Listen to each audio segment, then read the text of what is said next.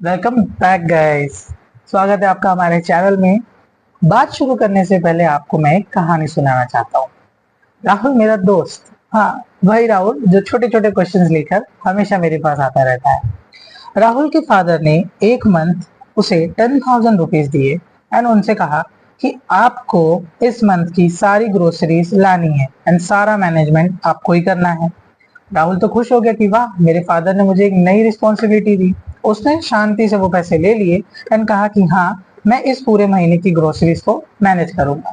अब राहुल बीइंग राहुल, इतने सारे पैसे देख के वो बावला ही हो गया और उसने कुछ इस तरह से स्पेंडिंग की कि थर्ड वीक में ही सारे पैसे खत्म कर दिए। अब जब फोर्थ वीक में वापस से ग्रोसरीज या राशन लाने की बारी आई, पैसे खत्म। राहुल हो गया परेशान, भागा भागा मेरे पास आया, बोला भाई मेरे साथ ऐसा ऐसा हो गया। तभी मैंने उसे कहा कि राहुल, ये जो तुम्हारे साथ प्रॉब्लम हुई है वो एक ही रीजन से हुई है। राहुल ने पूछा क्या? मैंने कहा क्योंकि तुमने बजट प्रिपरेशन ही नहीं किया। तो स्वागत है दोस्तों, आज हम पढ़ेंगे प्रैक्टिस के फोर्थ यूनिट का फर्स्ट चैप्टर जिसका नाम है बजट प्रिपरेशन एंड इम्प्लीमेंटेशन। मतलब अब जब हमारा हॉस्पिटल होता है, हॉस्पिटल में भी बहुत सारा पैसा अंदर आता है एंड बहुत सारा पैसा बाहर भी जाता है। तो उसी चीज को कैसे मैनेज किया जाए, कैसे इम्प्लीमेंट किया जाए, वो हम सारी चीजें पढ़ेंगे बजट प्रिपरेशन में। देखो, हर हॉस्पिटल चाहता है कि हम पैसा कमा के ग्रो करें एंड आगे बढ़ें। हमारे हॉस्पिटल में नई नई इक्विपमेंट्स आए, हमारे हॉस्पिटल में बहुत सारे पेशेंट आए एंड ये सारी चीज एक ही चीज से रिलेटेड है जो कि है मनी। एंड अगर मनी को सही तरीके से नहीं मैनेज किया गया तो वो आपको परेशान और चीजें खराब कर सकता है। इसीलिए हॉस्पिटल में जब भी मनी रिलेटेड बात आए, फाइनेंशियल प्लानिंग बहुत जरूरी है और वही हम सीखते हैं बजट प्रिपरेशन एंड इम्प्लीमेंटेशन में। ठीक है, तो बजट की बात करें तो जो वर्ड बजट है उसका मतलब होता है financial plan of a hospital for a period of year. मतलब एक साल के लिए जो भी फाइनेंशियल प्लान है हॉस्पिटल का, उसी को हम कहते हैं बजट। ठीक है, बजट की डेफिनेशन की बात करें तो ये एक इंस्ट्रूमेंट है। ठीक है, ये क्या कैसे कैसे डिस्क्राइब किया जा रहा है?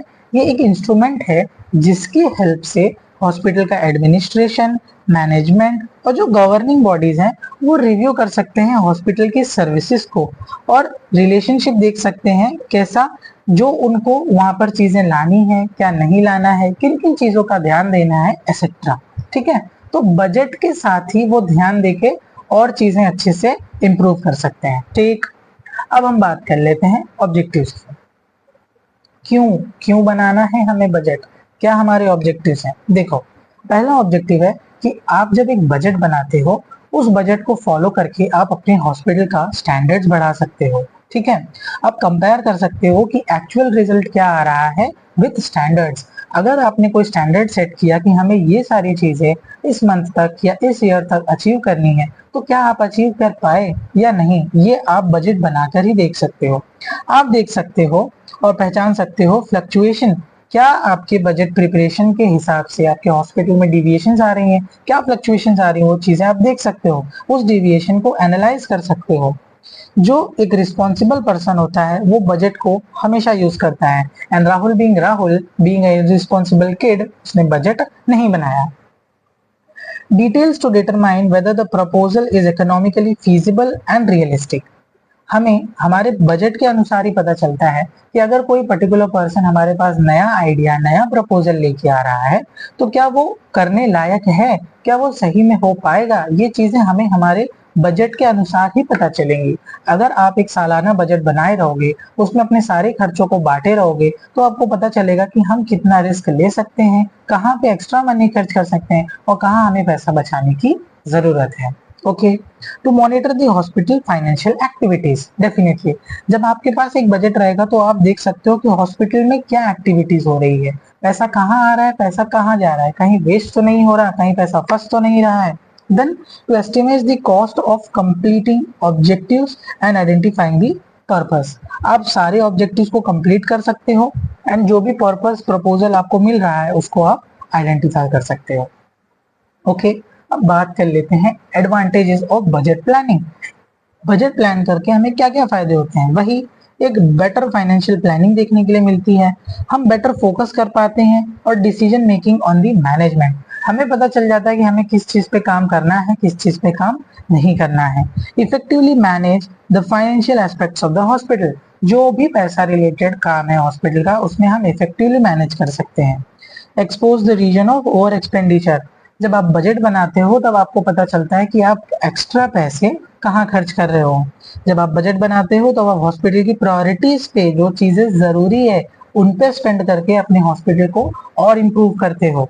Enhance the efficacy of the staff and others, जब आप सही तरीके से पैसे मैनेज करोगे तो आप देखोगे कि हमारे स्टाफ को कोई प्रॉब्लम तो नहीं है, हमारे पेशेंट्स को कोई प्रॉब्लम तो नहीं है, और चीजें हमें क्या इंप्रूव करनी चाहिए, क्या चीजों का ध्यान रखना चाहिए, आप सारी चीजें वहां देखते हो।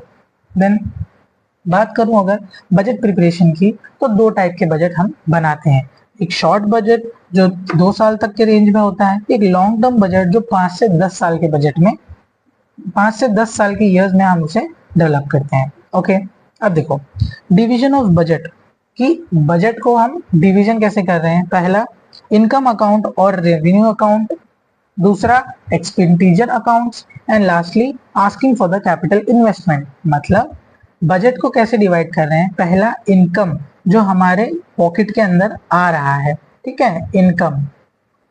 देन एक्सपेंडिचर्स जो हमारे पॉकेट से बाहर जा रहा है, and thirdly asking for the capital investment, जो भी आपका मनी आ रहा है उसकी इन्वेस्टमेंट्स। ओके, अब अगर बात करें पहला इनकम अकाउंट्स और रेवेन्यू अकाउंट्स, तो इसमें हम क्या क्या देखते हैं कि total income must be calculated for implementation of the budget. जाहिर सी बात है, जब आप किसी भी चीज का बजट बनाओगे तो आप देखोगे कि आपके हॉस्पिटल में टोटल इनकम सारे सोर्सेस से कितनी आ रही है। जैसे कि फार्मेसी डिपार्टमेंट से, अकाउंट डिपार्टमेंट से आप डेली, वीकली, मंथली या एनुअल कॉस्ट पता लगाओगे जो भी आपकी फार्मास्यूटिकल्स इशू हो रहे हैं हमारे पेशेंट को। ठीक है, आपके फार्मेसी डिपार्टमेंट से, अकाउंट डिपार्टमेंट से डेली का, वीकली, मंथली और सालाना पूरा रिकॉर्ड निकालोगे कि कितने खर्चे हो रहे हैं। क्या क्या स्टैटिस्टिक्स आप यूज कर सकते हो। नंबर ऑफ प्रिस्क्रिप्शन देखो कितना यूज हो रहा है, नंबर ऑफ प्रिस्क्रिप्शन देखो ईच फार्मासिस्ट के द्वारा कितना रिलीज हो रहा है, कितना आवर्स का वर्क काम किया जा रहा है, प्रिस्क्रिप्शन की वॉल्यूम क्या है पर आवर, हर घंटे कितना प्रिस्क्रिप्शन देखा जा रहा है, मेडिकेशन कॉस्ट क्या आ रहा है पर पेशेंट डे। ठीक है, आप जब दवा खर्चा कर रहे हो या दवा दे रहे हो हर पेशेंट पे कितना आ रहा है, एवरेज ड्रग कॉस्ट क्या हो रहा है पर क्लिनिकल विजिट। ठीक है, सैलरी कॉस्ट पर प्रिस्क्रिप्शन क्या देनी पड़ रही है हमें, and supply cost per requisition. ठीक है, जब आप हायर कर रहे हो तो आपको कितना खर्चा लग रहा है, ये सारी चीजें आप उसको देखोगे। देन एक्सपेंडिचर्स की बात करें, अब देखो खर्चे भी तो होंगे, अगर इनकम आ रहा है तो एक्सपेंडिचर भी जाएगा। एक्सपेंडिचर में क्या दिखा रहा है कि एडमिनिस्ट्रेटिव एंड जनरल एक्सपेंसेस, जो एडमिनिस्ट्रेटिव और जनरल एक्सपेंसेस होते हैं वो तो जाते ही हैं।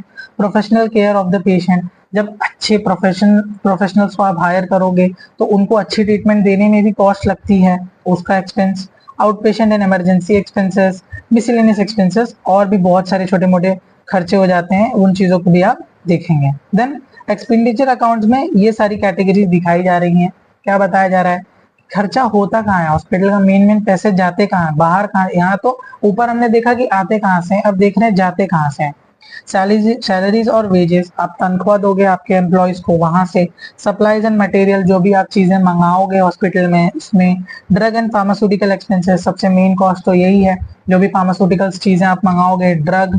ठीक है, परचेज, कोई चीजें खरीद रहे हो, इक्विपमेंट एंड कंस्ट्रक्शन बजट, अगर कोई चीज आप डेवलप करा रहे हो हॉस्पिटल में, बना रहे हो, रिपेयर करा रहे हो, ये सारी चीजें भी हॉस्पिटल के खर्चे में ही आती है।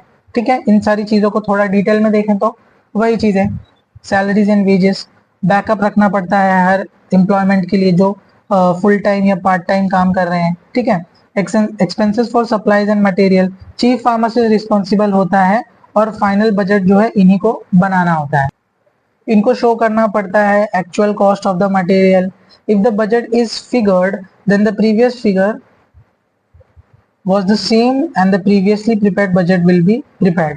मतलब जो आपका बजट है पिछले वाले से मैच करके उसी हिसाब से बजट को हम बनाएंगे। देन ड्रग एंड फार्मास्यूटिकल्स, वही ओपीडी के लिए, हॉस्पिटल फार्मेसी के लिए, इमरजेंसी ट्रीटमेंट के लिए जो ड्रग्स आ रही है उनका ध्यान देना।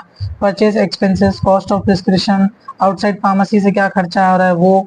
इक्विपमेंट एंड कंस्ट्रक्शन, अब हो सकता है कोई नया मोटनरी फंड लाए हो, ठीक है, मशीन्स इक्विपमेंट बना रहे हो और बहुत सारी चीजें जो आप हॉस्पिटल में लाना बनाना चाहते हो उसमें भी खर्चा हो जाता है। देन लास्टली क्या कह रहा है, मिसलेनियस एक्सपेंसेस। मिसलेनियस एक्सपेंसेस मतलब जैसे हो सकता है कोई ग्लासवेयर हो, लेबल, स्टेशनरी लगाना हो, यूनिफॉर्म्स लेना हो, कुछ रिपेयर एंड मेंटेनेंस करना हो, तो ये सारे खर्चे भी हमें हॉस्पिटल में देखने के लिए मिलते हैं। देन इम्प्लीमेंटेशन ऑफ बजट, आप बजट को इम्प्लीमेंट कैसे करोगे? रिक्वायरमेंट फॉर डिफरेंट डिपार्टमेंट्स, ठीक है, आप अलग अलग रिक्वायरमेंट देखेंगे, एक्चुअल फंड की पोजीशन देखेंगे आपके हॉस्पिटल में क्या है, ठीक है, utility of particular item, cost of product देखेंगे एंड क्वांटिटी ऑफ प्रोडक्ट, कितना प्रोडक्ट आपको लाना है। अब वही लास्ट टॉपिक, कुछ फैक्टर्स भी हैं जो हमारे बजट को लाने से, बनने से या इम्प्लीमेंटेशन होने से रोकते हैं। क्या?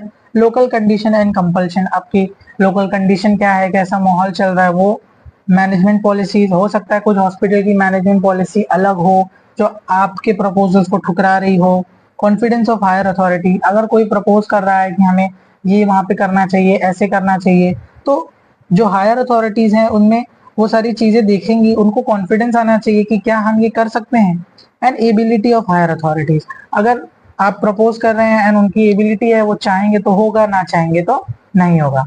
तो यही एक छोटा सा टॉपिक था, budget preparation in the hospital and implementation, जिसको आप एक रियल लाइफ से जोड़कर इजीली लिख सकते हैं एंड अच्छे मार्क्स गेन कर सकते हैं। मिलते हैं नेक्स्ट वीडियो में।